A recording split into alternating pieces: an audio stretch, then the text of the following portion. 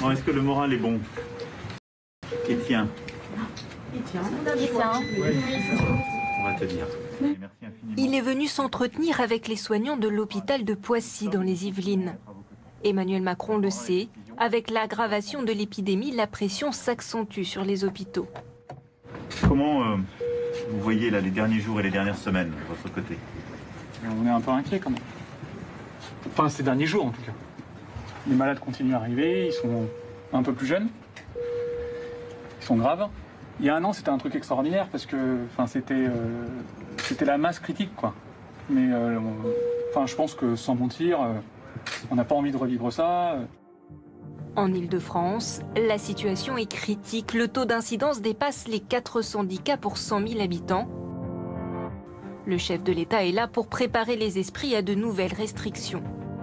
On continuera de prendre les décisions comme on l'a fait depuis le début, qui sont des décisions pragmatiques, proportionnées, territorialisées, mais qui correspondent à la vie de l'épidémie. Un confinement le week-end est la piste privilégiée par l'exécutif.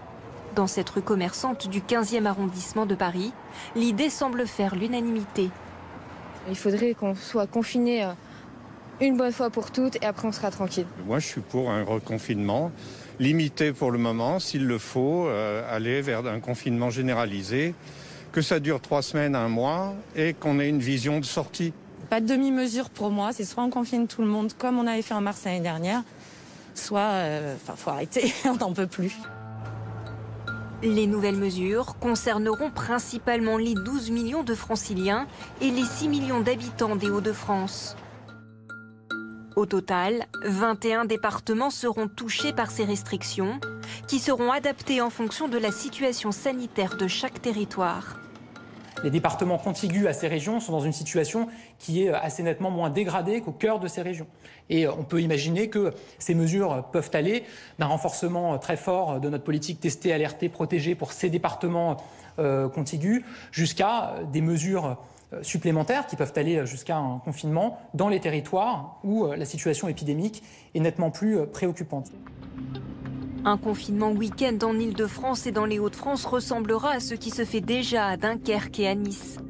Si cette solution est plébiscitée, certains au sein du gouvernement défendent une ligne plus dure. Un confinement 7 jours sur 7, avec un couvre-feu décalé à 20 h pour permettre aux gens de faire leurs courses. L'exécutif veut à tout prix garder les écoles ouvertes. Dans tous les cas, c'est Emmanuel Macron qui tranchera. À Jean Castex d'annoncer la nouvelle aux Français ce jeudi soir.